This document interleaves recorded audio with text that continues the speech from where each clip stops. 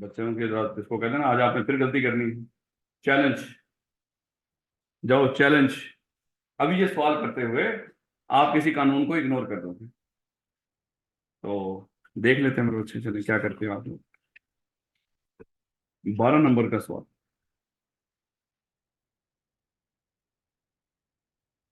यानी कि बड़ा वाज़ेह कानून की बात कर रहा हूँ, टेक्निकल की बात नहीं कर रहा। टेक्निकल तो हो सकती है, खुदा ना खासा गलती कोई कर।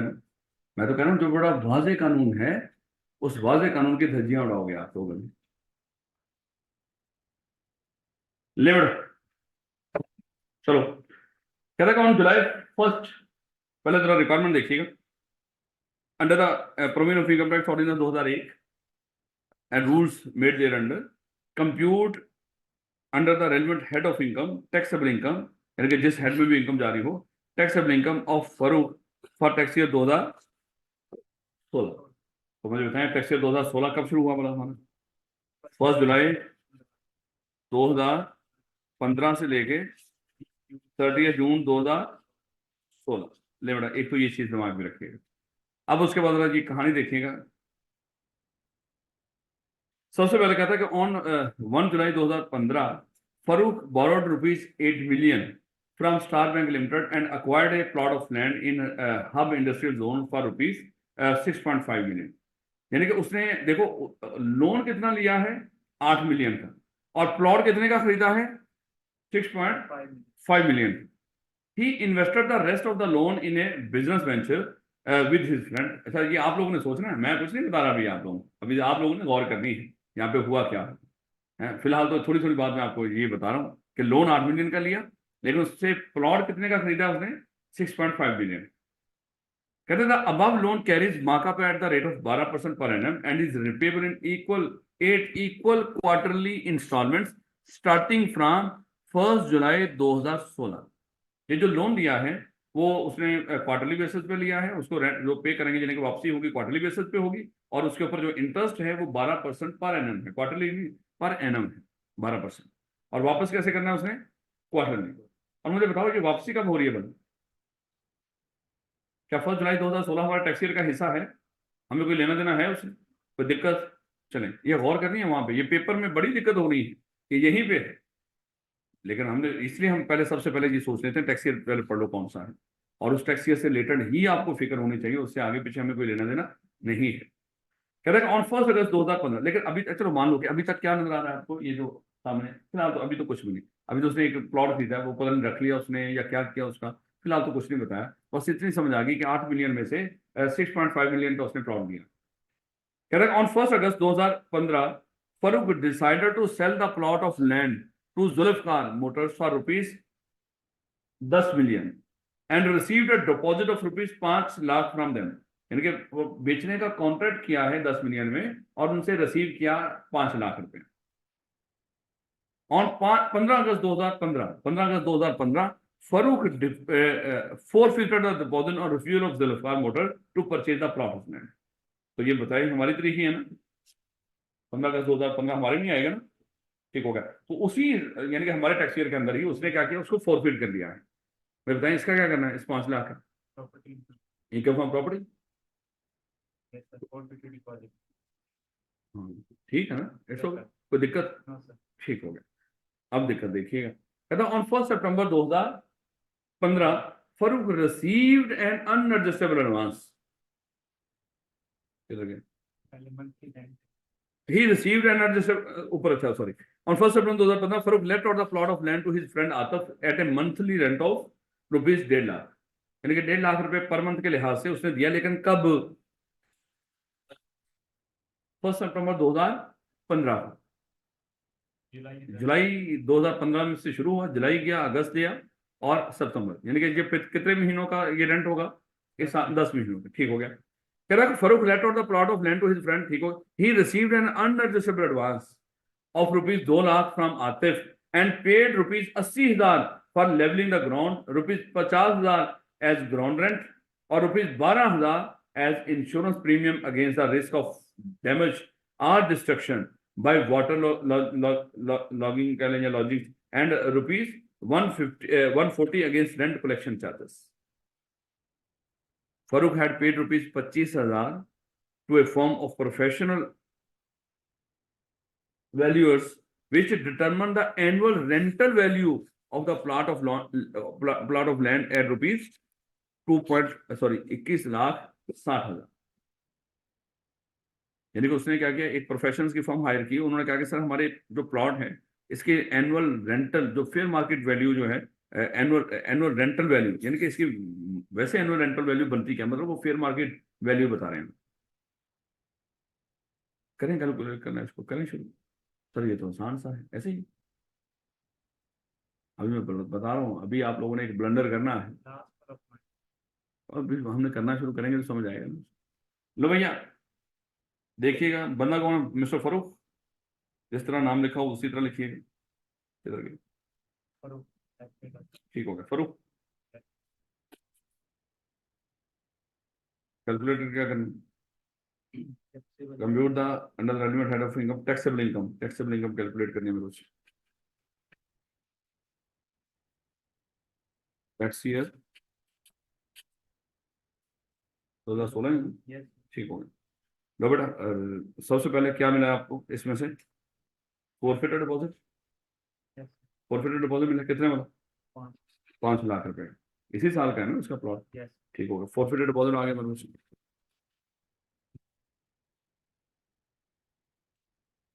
कितना, 5 लाख, ये आ गया आपका फोरफिटेड डिपॉजिट। अब नेक्स्ट अमाउंट क्या है बोला, रेंट, लेकिन रेंट का क्या करना, हाँ शाबाश, एक चीज तो ये है अभी, लेकिन अभी ब्लेंडर अपनी जगह पे पड़ा है, ये आपने अच्छी बात बताई, लेकिन वो जो चीज आपने गलत करनी है वो अभी भी करनी है। फिलहाल ये आपने माशाल्लाह बिल्कुल सही बताया। क्या करना मेरे बच्चे, एक तो रेंट कैसे कैलकुलेट होगा, हायर ऑफ, रेंट कैसे कैलकुलेट होगा, higher of actual fair market rent.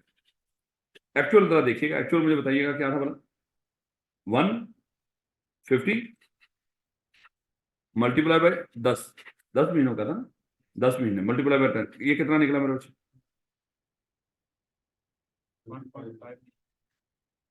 15 lakh. लो बेटा, और फेयर मार्केट रेंट ये एनुअल दिया है उसने, हाँ ये क्या करना है इसका, 10 महीनों का करना है, बिल्कुल। इसको डिवाइडेड बाय 12 करके महीने का निकलाएगा, उसको 10 से मल्टीप्लाई कर दो, है, या इसको डिवाइडेड बाय 12 करके मल्टीप्लाई बाय 10 कर दो, इट्स ओके। यानी कि इसको रखो यहाँ पे, वो किधर गया,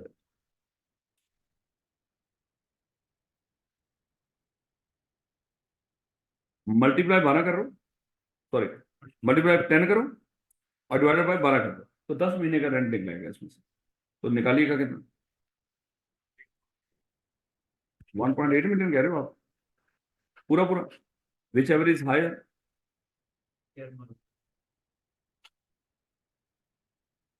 ये तो थोड़ा सा प्रेजेंटेशन मेरे बच्चे इन चीजों को, आप तो इससे भी अच्छा कर सकते हो ना, ये तो मैं तो गंदा बंदा करके लिख रहा हूँ, लेकिन जरा थोड़ा सा तरीका इस तरह देख लीजिएगा इसको, कि इस तरह करके जरा, ये ना होगा हमें पता ही ना होगा इसको हमने लिखना कैसे वहां। कोई और भी रेंट कोई है, जिनके ग्रॉस रेंट कह लें या रेंट चार्जेबल टैक्स में कुछ और ऐड होगा, वो तो खर्चा है ना। एडवांस इनकम, हाँ हाँ हाँ हाँ, क्या कर रहे हैं इसका, 20 लाख है, कितना बड़ा, 2 लाख का 110, 20 लाख। एग्री, तो माइनस तो उसने कुछ नहीं ना करना, नहीं सर, उसने कहा कि 2 लाख रुपया रिसीव किया है और इसमें से आगे कुछ पेमेंट की उसने, 80,000 लेवल करने के लिए ग्राउंड और 50,000 ग्राउंड रेंट फलाना फलाना, हाँ, तो क्या करें, 1/10 करें, चलो पहुंचो जाके डिडक्शंस, कर दिया ना ब्लंडर। पढ़ो मेरे बच्चे, किताब खोलो, एडजस्टेबल एडवांस के ऊपर जाओ, नॉन एडजस्टेबल एडवांस के टॉपिक के ऊपर जाओ, और जहां से शुरू हुआ जरा लाइन ऊंची करके पढ़िएगा, शायद हमारा जो याददाश्त वापस आ ही जाए। ओए ऊंची पढ़, 10, ये तो इनकम का पार्ट बनेगा ना। हाँ तो शर्म करो, और से पढ़ो, नॉन एडजस्टेबल एडवांस पढ़ रहे हो आप लोग टॉपिक,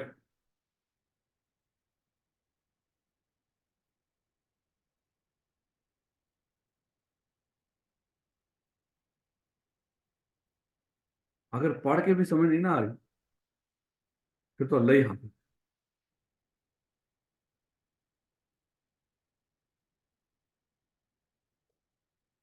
की पर लग गया तुम, रेंट चार्जेबल टैक्स, शर्म क्या? हाँ वो प्लॉट ही दिया हुआ है, लेकिन क्या कहना चाह रहे हो, क्या चाह रहे हो मेरे बच्चे, कहना क्या चाह रहे हो?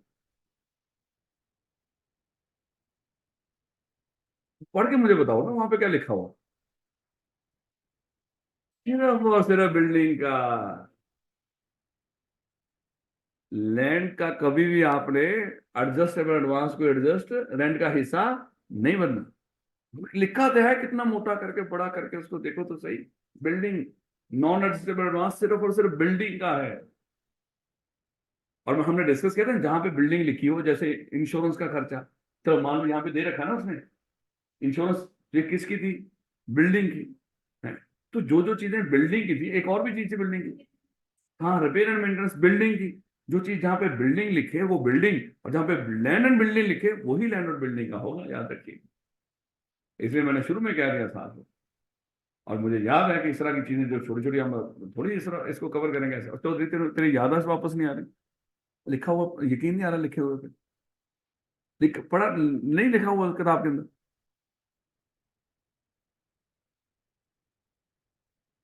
मैं रीड कर देता हूँ, मुझे तो।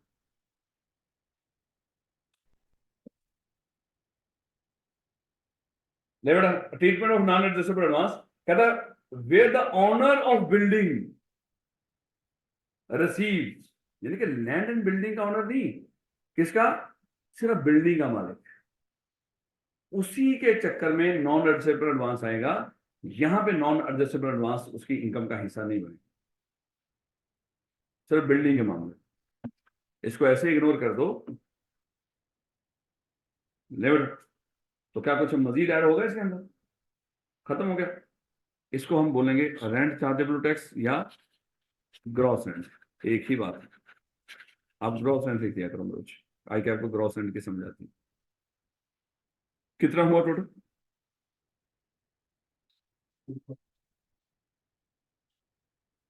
लेस क्या करोगे इसमें से? रिडक्शन होगी, रिपेयर एंड मेंटेनेंस, वो भी सिर्फ बिल्डिंग की, रिपेयर एंड मेंटेनेंस तो नहीं होगी, तो लेस क्या करोगे? सबसे पहले तो देखो लोन, ये फ्रॉड लिया ना, ये फ्रॉड लिया किससे था? उधार लेकर। याद है कि अगर आप लोन लेकर कोई लैंड और बिल्डिंग अक्वायर करो, उसको कंस्ट्रक्ट करो, उसके ऊपर कुछ रेनोवेट करो, एक्सटेंड करो, तो वो लोन के ऊपर जो इंटरेस्ट पे कर रहे होंगे वो डिडक्शन के तौर पे अलाउ होगी, उसका जो रेंट कमा रहे हो। ओए तू ऐसा की समझ रहे हो? Non adjustable Yes. दादा बाप का, बस बिल्डिंग का लिखा हुआ, तो बिल्डिंग में से लेस क्या करना, ये प्लॉट है बस। Yes, the building है। नहीं Sorry. नहीं, मैं खुद हैरान हो रहा था यार, इतना लंबा सोचे जा रहा अभी भी, अभी तक हमारी हाँ में हाँ मिला ही नहीं रहा। तो ये प्लॉट है, सिर्फ ये सारा था ही प्लॉट, इसमें है ही नहीं बिल्डिंग। इसलिए वो सिर्फ और सिर्फ बिल्डिंग, क्योंकि ये चीज देखो अगर ना करते यहाँ पे, ये बात पेपर में आती फिर तो हम रुल जाते। और ये देखो 12 नंबर का सवाल Yes. है, और ये मैं बार बार बता रहा हूँ, हर स्टेप के आपको ले ले नंबर। ये ना समझना कि कहीं पे खुदा ना खासा अगर नॉन प्रिंसिपल एडवांस बीच में ऐड ना करते, तो ऐड कर देते तो वो ज्यादा रेंट आ जाता और उससे आगे चीजें गलत हो जाती। कोई नहीं, हर एक चीज का ले लेना आपको नंबर। ले बेटा, अब अगली बात जरा देखिएगा, जो इंटरेस्ट एक्सपेंस लेस करोगे मेरे बच्चे, किस लिहाज से, वो जरा बता दो मुझे। वापस सी का कोई लोन लेना देना नहीं यहाँ पे, क्योंकि वो हो ही बाद में रहा है, फिलहाल तो ये सारे का सारा लोन पड़ा हुआ है।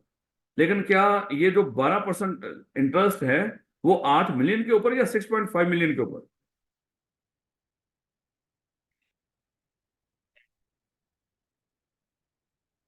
बताओ।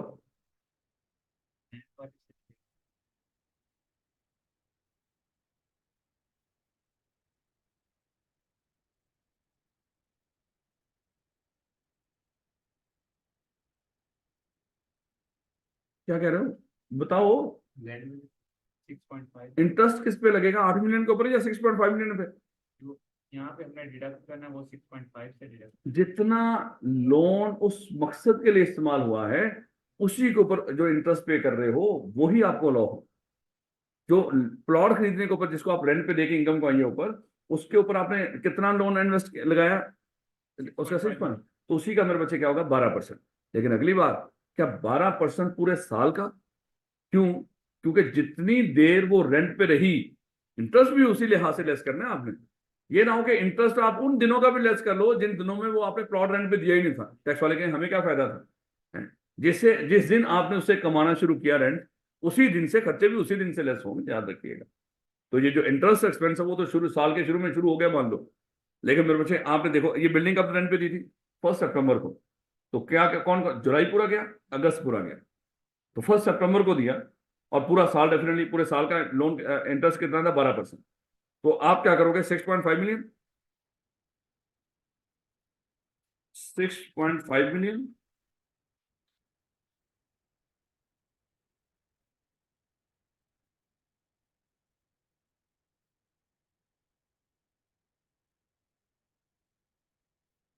मल्टीप्लाई में 12%। अगेन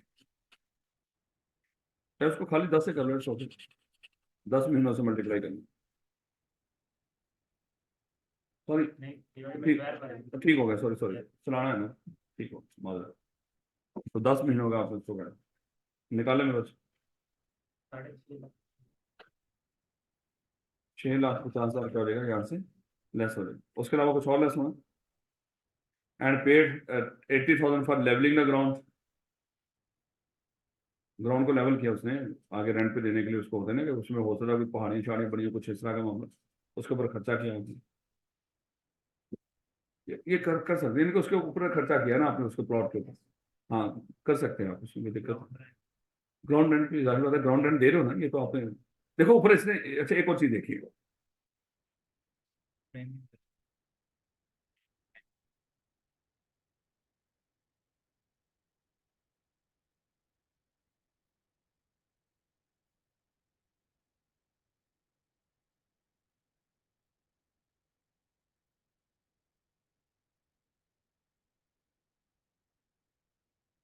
अच्छा देखिए ऊपर ना लफ्ज लिखा हुआ है acquired A plot of land, समझाने के लिए बात कर रहा हूं। क्योंकि ग्राउंड रेंट तो उसने दे दिया, पक्की बात है उसके पीछे कोई बनतक तो है ना। ग्राउंड रेंट अगर वो पे कर रहा है ना, उसका वो खर्चा है, वो लेस तो करोगे। लेकिन ऊपर लग बाहिर यही है, उसने परचेज नहीं किया, हासिल किया उसको। यानी कि 6.5 मिलियन के अंदर वो प्लॉट हासिल किया है शायद, तो शायद उसको उसने परचेज नहीं किया। क्योंकि ग्राउंड रेंट फिर वो दे किस चीज का रहा है?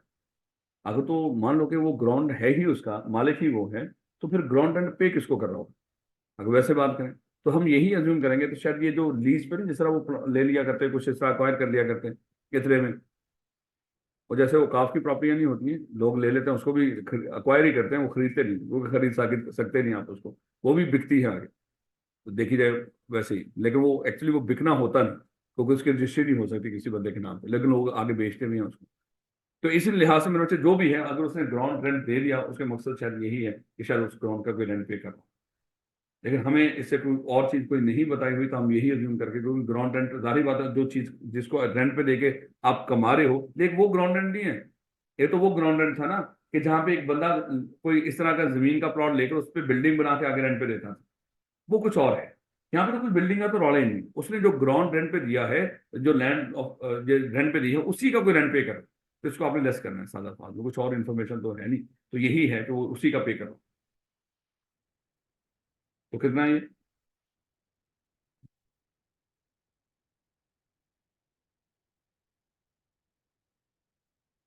ये इंश्योरेंस वाला लेस होगा? ये भी सिर्फ बिल्डिंग की होती है। And ₹1 rent collection charges.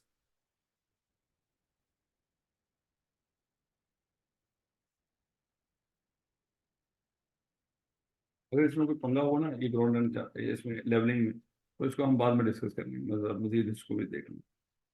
लेकिन बनना नहीं चाहिए इसका डेफिनेटली, नहीं बेटा। तो ग्राउंड को लेवल करने का खर्चा, उसके बाद ग्राउंड रेंट, और उसके बाद मेरे बच्चे इंश्योरेंस तो आई लिखकर बस लाइन लगा दीजिएगा, लेकिन आप लिखिएगा वहाँ। और उसके बाद चाहे वो मैंने कहा था नोट लिख दीजिएगा आखिर में जाकर कि ये इंश्योरेंस है बिल्डिंग से लेकर, वो बड़ा खुश होकर एग्जामिनर। और उसके बाद मेरे बच्चे 140 रेंट कलेक्शन चार्जेस। चलो बताइए रेंट कलेक्शन चार्जेस का क्या करना है मेरे बच्चे? Rent collection charges 4% of gross rent, कितना आएगा मेरे बच्चे? या actual, which ever is lower. ये कितना है और एक्चुअल कितना? 140। तो कितना लॉ होगा? 92,000।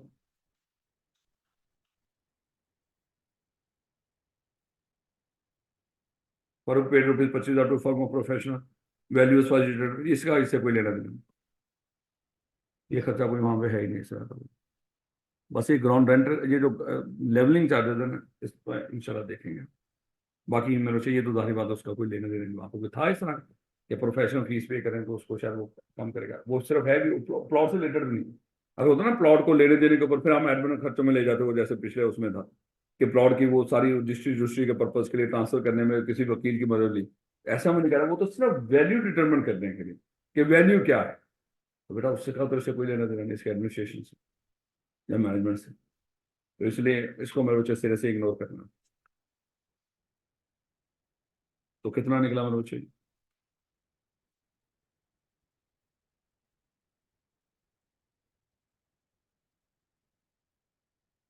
तो ये हमारा मेरे बच्चे ने क्या निकला टोटल इनकम, लेस क्या करेंगे डिडक्टेबल अलाउंस क्या निकलेगी, यही क्या होंगी हमारी टैक्स। कुछ और राज का तो नहीं दी हुई नहीं। ये मेरे बच्चे जरा थोड़ा सा ये देखिएगा। मेनली जो हमें यहाँ पे समझने वाली चीज़ थी मेरे बच्चे, वो थी हमारा जो ग्राउंड के ऊपर, यानी कि लैंड के ऊपर अगर आपने क्या किया हो, एडवांस लिया हो, ये बड़ा अहम था सबसे ज़्यादा। बाकी चीज़ें तो फिर भी आप लोगों ने माशाल्लाह समझदार हुआ, लेकिन सबसे इंपॉर्टेंट मेरे बच्चे यहाँ पे ये समझने वाली बात नहीं बेटा, याद करें हम चैप्टर नंबर 1 डिस्कस कर रहे थे और उसकी एक थोड़ी सी डिस्कशन रहेगी इंशाल्लाह, अभी वो खत्म हो जाएगा उम्मीद है आधे घंटे में। कोई ऐसा पॉइंट मेरे बच्चे याद करने का, हमने काइंड्स ऑफ टैक्सेस डिस्कस की। काइंड्स ऑफ टैक्सेस 3 तरह की थी, एक था प्रोपोर्शनल या फ्लैट टैक्स। बस दिमाग में रखिएगा, आपने यहाँ पे क्या कर दिया, आपने सीधा सीधा एक परसेंटेज लगाना, फिक्स परसेंटेज करना, यानी कि परसेंटेज फिक्स है कि सर आपने क्या करना है। और ये देखो, इसको जरा ऐसे समझो, ये मिस्टर ए है, इसकी ये इनकम है, इसकी ये इनकम है।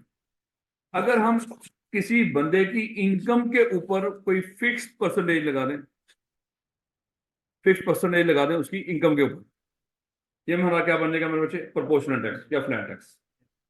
लेकिन हम क्या करें, अगर किसी बंदे की इनकम बढ़ने के साथ हम ये कहें कि जैसे जैसे आपकी इनकम बढ़ेगी वैसे वैसे क्या करेगा, टैक्स की परसेंटेज बढ़ती जाएगी, ये क्या होगा, ये हमारा प्रोग्रेसिव है। ऐसे मेरे बच्चे, ये हमारी जो तीसरी काइंड है प्रोग्रेसिव वाली, वो है। और फिर हम क्या करें, इस बंदे ने अपनी इनकम जिन गुड्स एंड सर्विसेज पे खर्च करनी है, आप क्या कर दो, उन गुड्स एंड सर्विसेज की जो भी वैल्यू होगी उसको फिक्स कर दो उसके ऊपर कि इसका, आपने क्या करना, इन गुड्स एंड सर्विसेज की जो भी वैल्यू, मान लो इसका 10% टैक्स पे करना। देखो उसकी इनकम पे टैक्स नहीं लगा, वो इनकम जिन चीजों पे खर्च होनी है उन चीजों के ऊपर आपने क्या कर दिया, टैक्स फिक्स कर दिया, जैसे सेल टैक्स है। तो हमने डिस्कस किया था, अब ये बंदा क्या कर रहा है, इसकी इनकम है 20,000, जैसे कल हमने एग्जांपल ली थी, ये 20,000 में से क्या कर रहा है, 5,000 की ये चीजें खरीद रहा है। तो 5,000 की जब ये चीजें खरीदेगा तो गवर्नमेंट को कितना पे करेगा, 500 रुपए। फिर हमने डिस्कस किया था इसका एक और हमसाया मिस्टर बी, उसकी इनकम है 1 लाख रुपए, और वो क्या कर रहा है, अपनी इनकम में से 20,000, हमने डिस्कस किया था 20,000 इन गुड्स के ऊपर खर्च कर रहा है। तो उसने टैक्स कितना पे किया, मिस्टर ए ने पे किया 5,000 और मिस्टर 500, और मिस्टर बी ने कितना पे किया 2,000। अब मेरे बच्चे जरा देखिएगा कि 500 रुपया मिस्टर ए की इनकम का कितने परसेंट बनता है, 2.5%। और मुझे बताइएगा कि 2,000 मिस्टर बी की इनकम का कितना बनता है, ना ना मेरे बच्चे 1 लाख है। हाँ, इनकम की बात कर रहे हैं, इसने इनकम में से 5,000 खर्च किया था, लेकिन हमने इनकम का लिया था ये 2.5%, 2%। तो देखो उसकी इनकम बढ़ी, लेकिन टैक्स उसने क्या किया है, इसको कहते थे रेग्रेसिव टैक्स। इस तरह करके जरा थोड़ा सा समझ लो कि शायद ये चीज आसान हो गई, यानी कि सीधा इनकम के ऊपर टैक्स लगाना और एक फ्लैट रेट कि जो कमाए उसके ऊपर हमें इतना फ्लैट टैक्स हो, ये हमारा फ्लैट या प्रोपोर्शन। उसके बाद हमने डिस्कस किया जैसे जैसे इनकम बढ़े, इनकम के ऊपर ही, इनकम बढ़ने पे अगर रेट भी बढ़ रहा हो वो प्रोग्रेसिव है। और अगर हम क्या करते हैं, वो इनकम जिन चीजों पे खर्च होनी है गुड्स एंड सर्विसेज के ऊपर, हम इनके ऊपर एक फिक्स रेट लगा दें। एक फ्लैट रेट लगा दें, वो हमारा रिग्रेसिव टैक्स सिस्टम होगा। और वो कैसे बोला, यहाँ पे किसी की इनकम बढ़ने से वो क्या होगा, उसका टैक्स जो परसेंटेज पे कर रहा है वो कम होगी। जैसे अभी हमने देखा, इनकम इसकी कितनी थी 20,000, उसकी 1 लाख, और इसको कितना टैक्स पे करना पड़ा गवर्नमेंट को 2.5%, और उसकी इनकम बढ़ी लेकिन टैक्स कितना गया उसका 2%। यानी कि जब इनकम बढ़ने से टैक्स की परसेंटेज कम हो रही हो, उसको क्या बोलते हैं, रेग्रेसिव टैक्स सिस्टम। और ये कब होगा बोला, इस तरह का सिस्टम, यानी कि सेल टैक्स वगैरह, तो वो गुड्स एंड सर्विसेज पे लगाया जाता है। अब हर बंदे ने वो चीजें खरीदनी है, जिसकी इनकम ज्यादा होगी, एक्चुअली वो चीजें तो उसने भी अपनी जरूरत के मुताबिक ही खरीदी होंगी, और जो बंदा बेचारा माड़ा है उसने भी चीजें तो वो खरीदनी है, तो शायद जो माड़ा बंदा है उसके ऊपर वो ज्यादा परसेंटेज पे कर रहा है, ये अपनी इनकम का, ओवरऑल इनकम का। देखो हमने इनकम का निकाला है, और ये इनकम का निकाला है। तो इस कॉन्टेक्स्ट में मेरे को नहीं समझ आई, तो फिर अल्लाह ही भला करेगा। कोई बस इसको ऐसे ही पढ़ लीजिएगा, कोई नहीं, बस लिख दीजिएगा लिखा हुआ जो भी है। लो बेटा, कैरेक्टरिस्टिक्स ऑफ टैक्स हमने कल पढ़ ली थी। उसके बाद हमने principles of sound tax system, ये भी हमने पढ़ लिए थे, नहीं पढ़े थे, ये पढ़ लिए थे? नहीं पढ़े, ये पढ़ लिए। ये बेटा बातें ऊपर की बार बार रिपीट कर रहे हैं डिफरेंट तरीकों से। कह रहे थे principles of sound tax system, इसी लाइन को वो क्या करेगा, क्वेश्चन बनाएगा, और आपने जो नीचे बातें लिख रखी हैं उसका आंसर है। सोन टैक्स सिस्टम, एक अच्छे टैक्स सिस्टम की क्या क्या असूल होते हैं, क्या निशानियां होती हैं। कह रहा है एक तो फिजिकल एडुकेसी होती है उसके अंदर। फिजिकल एडुकेसी का मतलब क्या है कि वो आपकी गवर्नमेंट को, एक सोन टैक्स सिस्टम ऐसा होगा जो आपकी गवर्नमेंट को इतना पैसा इकट्ठा करके दे दे कि वो अपने मामला को बेहतर तरीके से चला सके। अगर आपने टैक्स सिस्टम बनाया हो, जैसे हमारी गवर्नमेंट का इतना नकारा किस्म का टैक्स सिस्टम है कि बात की सोच है। जितने लोग जो इतना कमाते हैं, जैसे हमने कल डिस्कस किया था, जिनके घरों के बाहर 3-3 4-4 नोट बने हुए, वो फाइलर तक नहीं है, वो कोई टैक्स पे नहीं करता, क्योंकि हमारा यहाँ पे टैक्स सिस्टम इतना अच्छा है ही नहीं, और ना ही वो इतना गवर्नमेंट को रेवेन्यू इकट्ठा करके दे रहा है। आप देखो ना, गवर्नमेंट ने जो वो दिया अपना बजट, उसमें मान लो 18,000 अरब रुपए का बजट दिया वफाकी गवर्नमेंट ने, और उसमें से एक्चुअली जो इकट्ठा हो रहा है वो हो रहा है शायद कोई 12,000 अरब रुपया, वो शायद उसकी जो इनकम शिकम से इकट्ठा होगा गवर्नमेंट को डिफरेंट तरीकों से टैक्सेस वगैरह लगा। तो बाकी सारा वो कहां से करेंगे, उधार ले लेंगे, और जो जो इकट्ठा भी हो रहा है वो भी जो पहले कर्जे हैं जो ऑलरेडी, उन्हीं उन्हीं के उस पर चला जाए, यानी कि उसका 60-70% पुराने कर्जों के सूद पे करने में चला जाए, अमाउंट प्रिंसिपल सूद। तो कहने का ये मतलब कि हमारा जो टैक्स सिस्टम है वो गवर्नमेंट को, क्यों तगड़े लोग उसमें टैक्स दे ही नहीं रहे, तो बेचारे चंद लाख लोग हैं, लेकिन अब ऐसा सिस्टम उन्होंने किसी हद तक बना दिया, उसमें फंसे हैं बेचारे नॉन और सैलड जो पर्सन है। अगेन उनके ऊपर ये जो आगे ना, जहाँ पे मान लो 15,000 है, एकदम से उसको पकड़ के उसने 30,000 कर दिया, जो बेसिक अमाउंट थी टैक्स वाली, जो जो दूसरा तीसरा स्लैब आ रहा था 12 लाख से ऑन, कहने का मतलब यानी कि एक अच्छा उन्होंने टैक्स बढ़ा दिया सैलड वाले। लेकिन और लोगों के लिए भी थोड़ा सा मामला तो उन्होंने सख्त किए हैं, खाली इनको नहीं पकड़ा, लेकिन इनको जो पकड़ते हैं मेरे को हमेशा जुल्म ही होता है, लेकिन इनके ये पैसे स्टेट गवर्नमेंट के पास चले जाते हैं। फिलहाल हमें उनको डिस्कस करने की जरूरत होनी, अभी तो कुछ और मामला है। हमने हमारा यही सिलेबस टेस्ट होना में रुचि याद रखिएगा। आई कैप ऑलरेडी एग्जामिनेबल एडिशन आपको दे चुका कि ये वो किताबें हैं जिनको आप पढ़ के पेपर पास करोगे, तो यही हमारे सिलेबस का हिस्सा है। अनलेस का नया नोटिफिकेशन दे क्या वो होगा तो होगा, नहीं तो नहीं होगा, होता ही नहीं ऐसे। Limited. Here the sources of revenue taken as a whole should be sufficient. यानी कि जहां से रेवेन्यू इकट्ठा कर रही है government, should be sufficient to meet the expenditure of the government regardless of business, export taxes, trade balances and problem of economic adjustments. यानी कि इन चीजों के अलावा आपका जो रेवेन्यू का, जो टैक्सेस से रेवेन्यू का सिस्टम ऐसा होना चाहिए जो गवर्नमेंट अपने खर्चों को पूरा कर सके। हालांकि गवर्नमेंट बिजनेस भी करती है, जैसे गवर्नमेंट अभी आपने जो बिजनेसेस हैं उन्हीं को बेच रही है, ये जितनी कंपनी गवर्नमेंट की हैं ये गवर्नमेंट बिजनेस कर रही है। और उन्होंने कहा कि गवर्नमेंट को चाहिए कि इंतजामी मामला को देखे, कारोबार ना करे, क्योंकि अगर वो इंतजामी मामला को नहीं देखेगी, कारोबार करेगी, तो शायद वो कारोबार लॉसेस में जा रहे हैं उसके, वो सही इंतजाम नहीं कर पा रहे। खुद सोचें, अगर गवर्नमेंट के लिए ये है तो फौज का क्या करना, जो करी कारोबार रही है। तो अल्लाह माफ करे, तो फिर वो तो उनको भी कोई पूछे, गवर्नमेंट ये सोच रहे हैं कि इंतजामी मामला सही नहीं चलेंगे अगर कारोबार करेंगे, तो भाई आप भी दिफा सही कर पाओगे कि नहीं। अगर कारोबार ही करते रहो, ये ना खुदा न खासा कल दिफा ही ना हो पाए। लेकिन बहरहाल माशाल्लाह वो बड़े तगड़े हैं, उन्होंने इंतजामी जो हमारा दिफा बड़ा स्ट्रांग है, मजबूत हाथों में है, और पाकिस्तान ता क़यामत रहना है। इसको, ये अल्लाह का नूर है, ये कहीं नहीं जाएगा। बस अल्लाह माफ करे, आधा पाकिस्तान अल्लाह का नूर नहीं था, वो चला गया, ये अल्लाह का नूर है, ये क़यामत तक है। ये भी अजीब अजीब लोगों ने कहानियां सुना रखी है। नहीं बेटा, नेक्स्ट देखिएगा, अल्लाह करे रहे, ईमान के बाद सबसे कीमती चीज आपका मुल्क हो। लेकिन मैं कह रहा हूँ कि लेकिन अल्लाह करे रहे, लेकिन रौला तो ये है ना कि पहला भी तो गया है ना, हालात तो फिर वैसे ही कर रखे हैं इन्होंने, अल्लाह ताला इनको हदायत दे। खैर, कहता है कि revenue should be capable of expanding or contracting and in response to variation in public expenditure.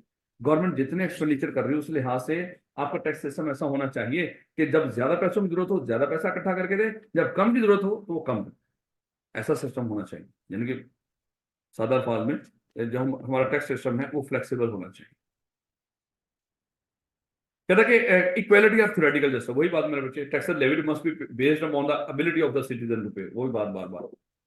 और उसके बाद एडमिनिस्ट्रेटिव फिजिबिलिटी, ये ना हो कि टैक्सेस को इकट्ठा करना बड़ा मुश्किल हो, ऐसा निजाम बनाओ कि जो मैनेजमेंट है टैक्स जो लोग इकट्ठा करते हैं उनके लिए भी आसानी हो। ये ना हो कि ऐसा स्ट्रक्चर बनाया हो बेचारे टैक्स इकट्ठा करने वाले उस निजाम को फॉलो करते हुए लोगों से टैक्स इकट्ठा ना करते। कहते हैं successful tax system should be clear and plain to taxpayer, capable of sorry क्या लिखो, capable of enforcement by the educated and well trained public officials। यानी कि एक तो मेरे बच्चे को बड़ा क्लियर समझ आ रहा हो टैक्स पेयर्स को भी, और दूसरे नंबर पे कहता है कि केबल ऑफ इन्फोर्समेंट, वो इस काबिल हो के इन्फोर्स कर सके by the educated and well trained public officer, कि पब्लिक ऑफिसर उस लॉ को, टैक्स वाले लॉ को लोगों में जाके इंप्लीमेंट भी कर सके। Convenient as to the time and manner of the payment, और पेमेंट करने के लिहाज से भी वो कन्वीनियंट होना चाहिए लोगों के लिए, और जैसे वो टैक्स ये जो रखते थे अपने लिहाज से जो उनको सूट करता था। And unduly burdensome to discourage business activity, ऐसा भी नहीं होना चाहिए जिसके लोग कारोबार ही ना करें, क्योंकि सारा पैसा तो उठा के गवर्नमेंट ले जाती है टैक्स की मद में, या वो हमें बदतमीजी भी करती है हमारे साथ गवर्नमेंट, इसलिए अजीबोगरीब कानून बना रखे हैं, तो हम बेहतर हम कारोबार ही ना करें, ऐसा नहीं होना चाहिए।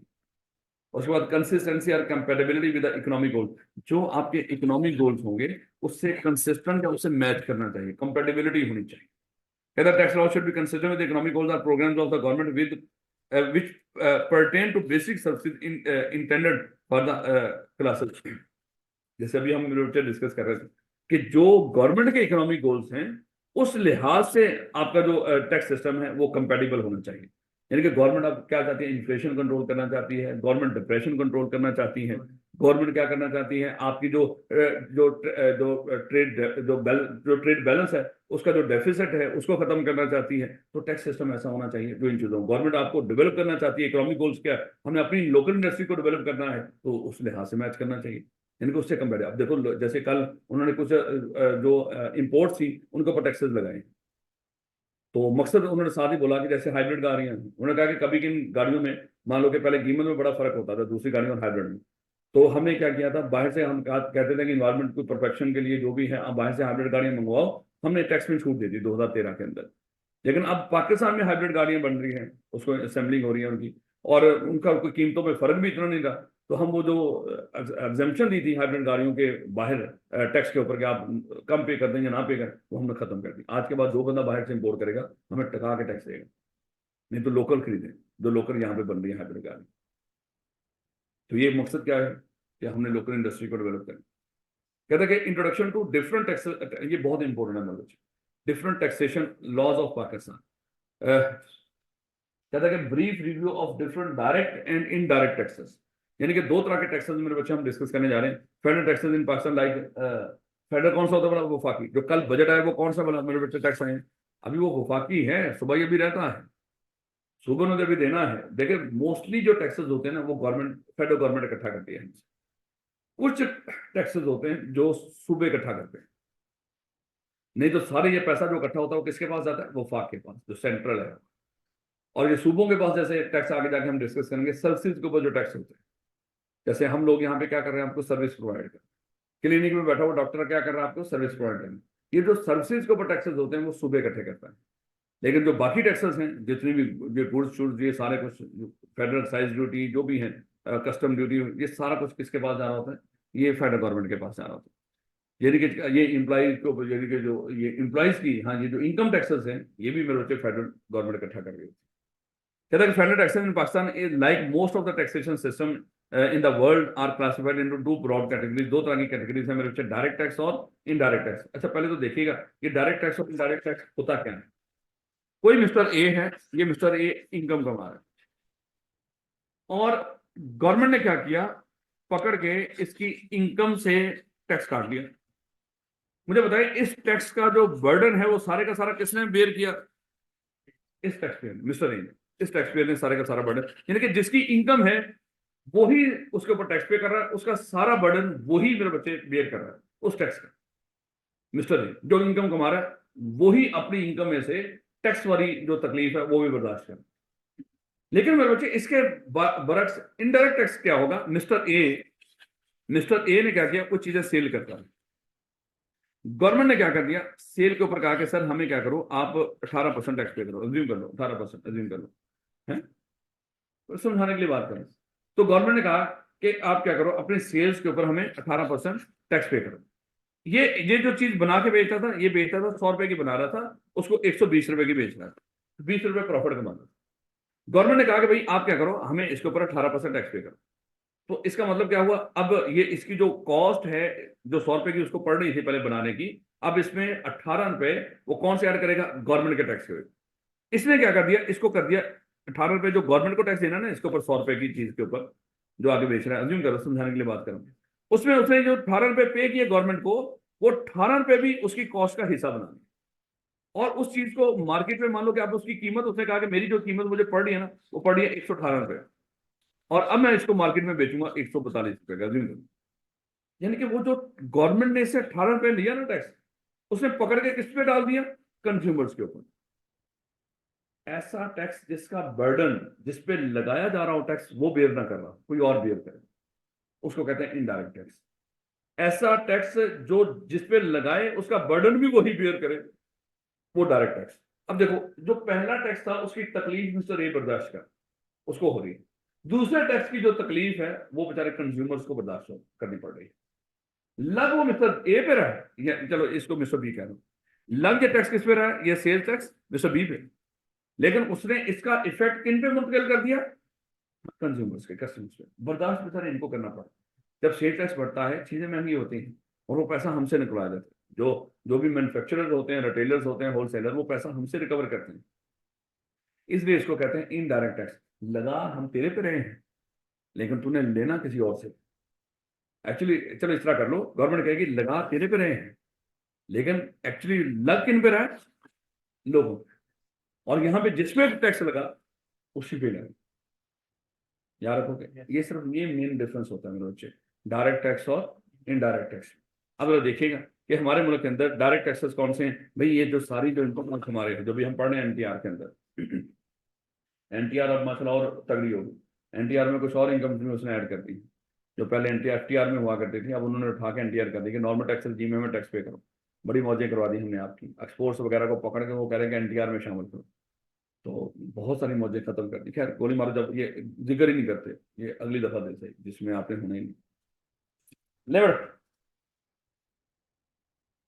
कहता है कि डायरेक्ट इनडायरेक्ट टैक्सेस की एग्जांपल कौन सी है? ये वाला 40% सैलरी कमा रहा है उसके ऊपर सीधा खुद बेचारा टैक्स पे कर रहा है। उसके बाद इनकम फ्रॉम प्रॉपर्टी, जो आप रेंट पे देकर इनकम कमाओगे उसके ऊपर सीधा आपको टैक्स पे कर रहे हैं। इनकम फ्रॉम बिजनेस है जो कमा रहे हो सीधे खुद टैक्स पे कर रहे हैं। कैपिटल गेन के ऊपर जो आपने कमाया टैक्स खुद पे किया, अदर सोर्सेज के ऊपर कमाया खुद टैक्स पे किया। ये हमारे क्या है?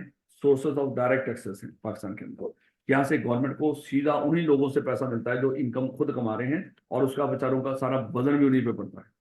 उसके बाद जो इनडायरेक्ट टैक्सेस हैं, तो ये कैपिटल वैल्यू भी यही है, कैपिटल वैल्यू टैक्स ये होता है ना कि जो हमारी जो प्रॉपर्टी वगैरह की जो वैल्यू एडिशन या वैल्यू बढ़ी होती है, कहता है capital value tax on different transactions आते हैं, transfer of immovable property.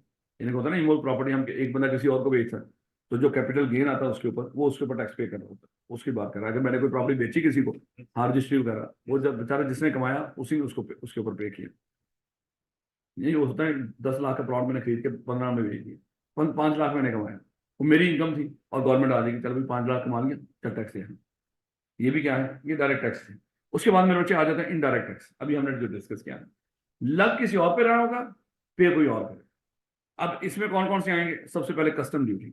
Custom duty क्या होती है मेरे बच्चे? जो हमारी इंपोर्ट्स होती है, इंपोर्ट्स के ऊपर कस्टम ड्यूटी होती है। जो बंदा माल बाहर से इंपोर्ट करता है, मान लो कि पहले वो 100 रुपए की चीज इंपोर्ट करता था और गवर्नमेंट क्या करती थी, उस पर 10% टैक्स लगाती थी। इस बंदे को पाकिस्तान में एंटर होने की जो कॉस्ट पड़ती थी उस चीज की, वो पड़ती थी 110 रुपए। तो ये क्या करता है, इसको 110 कॉस्ट बना के, यानी कि टैक्स की अमाउंट जो उसने 10% पे की है वो भी इसका कॉस्ट का हिस्सा बना के, इसको क्या करेगा आगे उस लिहाज से 120 रुपए की बेचेगा और 10 रुपए प्रॉफिट मिलेगा। अगर गवर्नमेंट ने क्या कर दिया, इसके ऊपर कह दिया भाई हम तेरा टैक्स बढ़ा रहे हैं, आज से क्या करेगा, इसके ऊपर तू क्या करे, 20% टैक्स पे कर, 20% टैक्स पे कर। इसने क्या किया, इसने कहा कि ठीक हो गया सर, 100 रुपया ये बाहर से मंगवाने का, और उसके बाद 20 रुपये आप लोगों ने टैक्स ले लिया, 120 मैं अब इसको बेचूंगा 130 में। यानी कि ये क्या कर रहा है, जो टैक्स उसको खुद पे करना पड़ रहा है वो आगे हमारे ऊपर ही मुंतकिल कर रहा है उसको। तो ये मेरे बच्चे कस्टम ड्यूटी, ये भी यानी कि इनडायरेक्ट टैक्स की एक मिसाल है। कहता goods imported and exported from Pakistan are liable to rates of custom duties as prescribed in Pakistan custom direct. यानी कि वो पहले रेट तय होता है कि ये चीज बाहर से इंपोर्ट होगी या एक्सपोर्ट होगी, उसके ऊपर इतना टैक्स आपको पे करना पड़ेगा। खैर एक्सपोर्ट तो वैसे ही यहाँ पे जीरो रेट है, उसको तो गोली मारो है। फिलहाल तो हम इंपोर्ट्स की बात करते हैं, कस्टम ड्यूटी किस पर है, इंपोर्ट्स के ऊपर। कहता है कि custom duties in the form of import duties and export duties constitute a major part of the total tax receipts. यानी कि पाकिस्तान के अंदर जो हमें रिसीट्स इकट्ठी होता है, पैसा इकट्ठा होता है, उसमें कस्टम ड्यूटी एक बड़ा मेजर कंट्रीब्यूटरी है, जहां से पैसा बहुत गवर्नमेंट को इकट्ठा होता है। बाहर से इतनी चीजें आ रही हैं, इंपोर्ट हो रही हैं, लोग इंपोर्ट लग्जरी चीजें बाहर से इंपोर्ट कर रहे हैं। और उसके ऊपर एक दोस्त है, उसने एक वो शेयर किया, किसी ने एक गाड़ी मंगवाई, उसका कोई 1.5 करोड़ रुपया सिर्फ और सिर्फ उसकी कस्टम ड्यूटी उसने पे की। लग्जरी गाड़ी उसने मंगवाई, जानी बात है कि अच्छी खासी होगी आप, लेकिन वो है भी तो अच्छा खासा होता है, 30-40% तक, 40-50% तक। यानी कि अगर उसने 4-5 करोड़ की मंगवा ली तो समझ लो इतना तो डॉलर ही नहीं उसके लिए, ये तो फिर पड़ गया उसको, क्योंकि बाहर से इतनी सस्ती है, दुबई में इतनी सस्ती है गाड़ी, वहां से एक एक सीए फाइनेंस जाते ही सबसे पहले बड़ी सारी गाड़ी खरीदना वहां पे दिक्कत ही कोई नहीं। लेकिन वही गाड़ी पाकिस्तान में नहीं आ सकती, अगर पाकिस्तान में आएगी उसके ऊपर इतना कस्टम ड्यूटी है कि आप उसको कहेंगे भाई वही गाड़ी आपको शायद वहां पे जो पाकिस्तानी 40 लाख में मिल जाएगी, वो पाकिस्तान में शायद कोई 1.5 करोड़ में है। तो इतना फर्क है उसके ऊपर, ये सारा कस्टम ड्यूटी है, अगर ले आओ लेकिन फिर हमें दो टका के पैसे। The rate structure of custom duty is determined by large number of socio-economic factors, यानी कि सोशल इकोनॉमिक और हमारे समाजी चीजों को देखते हुए फिर ये कस्टम ड्यूटी का जो रेट स्ट्रक्चर वो डिसाइड होगी। यानी कि यहाँ पे किन चीजों की जरूरत है, मेडिसिन की जरूरत है, तो उस पर शायद हम क्या करेंगे, थोड़ी सी कस्टम ड्यूटी कम कर देंगे। अगर कोई लग्जरी चीजें हैं तो कस्टम ड्यूटी बढ़ा देंगे। ये हम सोशल जिम्मेदारियां और इकोनॉमिक चीजों को देखते हुए ही डिसाइड करते हैं कि किन चीजों के ऊपर हमें कस्टम ड्यूटी ज्यादा लगानी। However, the general scheme envisage higher rates on luxury। वही बात की जनरल स्कीम यही होती है कि जो लाजमी चीजें हैं उनके ऊपर कस्टम ड्यूटी कम, और जो लाजमी नहीं लग्जरी हैं उनके ऊपर custom duty. Import tariff has been given the industrial bias by keeping the duties on industrial plants and machinery and raw material lower than those on consumer goods। कहता है import tariff has been given an industrial bias by keeping the duties on industrial plants and machinery and raw material lower than those on consumer goods। कहते हैं यहाँ पे एक बाइसनेस नजर आ रही है इनके सिस्टम के अंदर। बाइसनेस क्या है, जो यहाँ पे सनतकार वो ये मशीनें प्लांट मशीनरी बाहर से मंगवा रहा है, रॉ मटेरियल बाहर से मंगवा रहा है, उसके ऊपर इंपोर्ट ड्यूटीज जो होती हैं यानी कि कस्टम ड्यूटी को वो कम है। जबकि जो हम चीजें घर वालों की, घर की जो फर्नीचर इस तरह की चीजें बाहर से मंगा रहे हैं उसके ऊपर कस्टम ड्यूटी जाए। मेन गवर्नमेंट चाहती है कि वो क्या हो, वो सनती यहाँ पे सनत वो करे, ग्रो करे, वो इस मकसद के लिए। घर में तो जो चीज आ गई खाली या घर का हिस्सा है, बाहर दुनिया को क्या फायदा मिलना है, लेकिन सनत का दुनिया को फायदा है, पाकिस्तान को भी, लोगों को भी, और बाहर दुनिया तक चीज जाएगी। इसलिए उसने कहा कि ये बाइसनेस है। बाइसनेस मतलब समझ लो कि ये तरफदारी कर दी किसी की, या किसी से होता है ना, किसी को कोई खुनस रखना किसी के बारे में। पता नहीं ये लफ्ज मुझे खुद नहीं पता इसका मतलब क्या है, लेकिन बेटा उसके बाद कहता है federal excise duty, FED, federal excise duty. अच्छा, फेडरल एक्साइज ड्यूटी क्या होता है, कुछ चीजें मैन्युफैक्चर करने के अंदर पाकिस्तान में वो कहता है, गवर्नमेंट कहती है फलानी चीज बनाओगे ना तो हमारी तरफ से इतना टैक्स लगेगा, इसको बेचो बना के, भाई चमड़े की चीज बना के बेच रहे हो इतना टैक्स देना। यानी कि आपको कुछ चीजें बना के कोकोमो बना के बेच रहे हो, अच्छा हाँ, अच्छा चॉकलेट बहुत ज्यादा डाल रहे हो, चलो भैया हमें इतने एक्साइज ड्यूटी पे कर। ये चॉकलेट है वो तो मजाक की मैंने, उसमें चॉकलेट तो मिलती को नहीं, हम खाली होती है अंदर से। कितने दुख वाली बात है, बंदा कोकोमो खरीदी और उसमें से चॉकलेट नहीं निकली, लेकिन बस आपने अपने दुख मेरे बच्चे।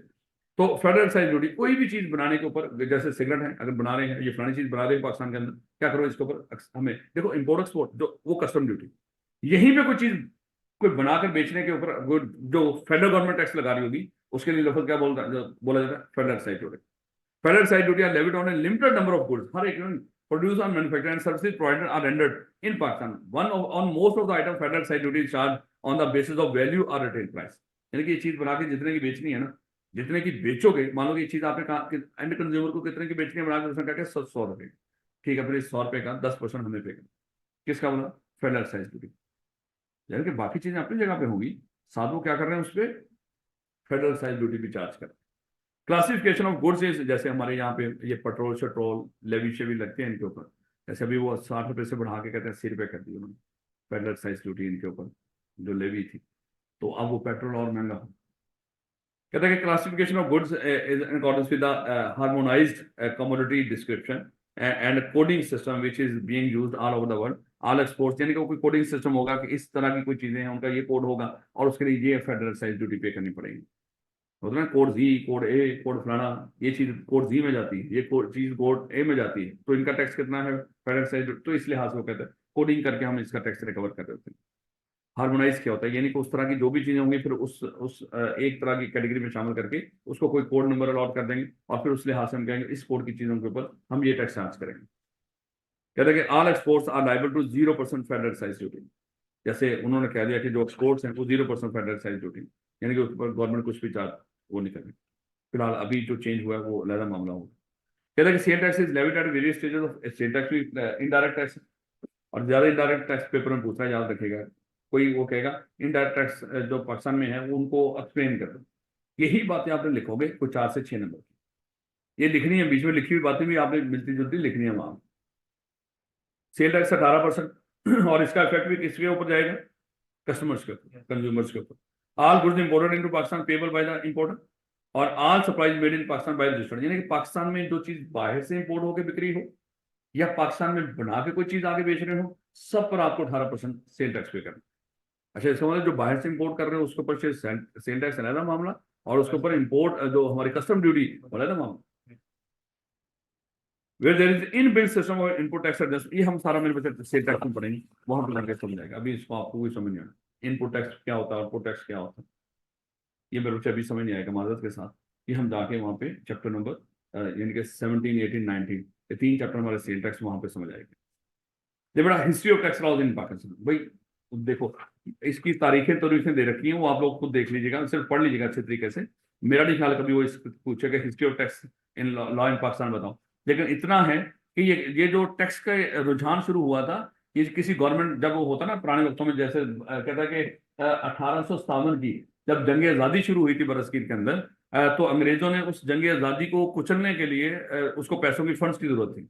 उसने क्या किया था, यहाँ पे फिर पहला जो ऑर्गेनाइज किस्म का जो इनकम टैक्स ऑर्डिनेंस था या टैक्स से रिलेटेड वो उसने वो किया था, इशू किया था और लोगों से यहाँ से टैक्स लेना शुरू किया था ताकि पैसा इकट्ठा करके वो जंग आज़ादी के खतरे के ऊपर यानी कि उनको निपटने के लिए उस पर लगाया जा सके। तो इस तरह की वो हिस्ट्री बता रहे हैं। 7 अल्फाज में ये टैक्स शुरू कहाँ से हुए थे, शायद जब हुकूमतें जंगें लड़ा करती थी, जो भी रियासतें थी, तो उस जंग के अखराजात को पूरा करने के लिए वो जंगी हालत में लोगों से पैसे लिया करते थे कि सर आप कंट्रीब्यूट करो। तो उनको बाद उनको फिर उन्होंने कहा कि यार ये तो बड़ा अच्छा तरीका है। अब जंगें खत्म हो भी गई, लेकिन हमें हर वक्त कहा जाता है हम हालत जंग में हैं और हम पे तरह तरह के टैक्स लगा के हमारा खून चूसा जा रहा है, यानी कि हम हालत जंग से निकल ही नहीं रहे। गवर्नमेंट्स ने हर मुल्क की हालत ऐसी बना रखी है कि उसका कहीं ना कहीं थोड़ा बहुत पंगा रखते हैं। जैसे हमारा 2200 अरब रुपया हमारा किस में चला गया, दफाई अखराजात के अंदर फेडरल गवर्नमेंट, और उसके लिए कितना है, मान लो 28 अरब रुपया एजुकेशन के लिए, और उसके लिए 2200 अरब रुपया दिफा के लिए। तो खुद सोचे मेरे बच्चे क्या है, हम हालत जंग में हैं, हमें इंडिया से दुश्मनी है, हमारी ईरान से भी दुश्मनी है, हमारी अफगानिस्तान से भी दुश्मनी है जिनको हमने आज़ादी लेके दी अभी अमेरिका से, हमारी हर एक से दुश्मनी है। तो इसलिए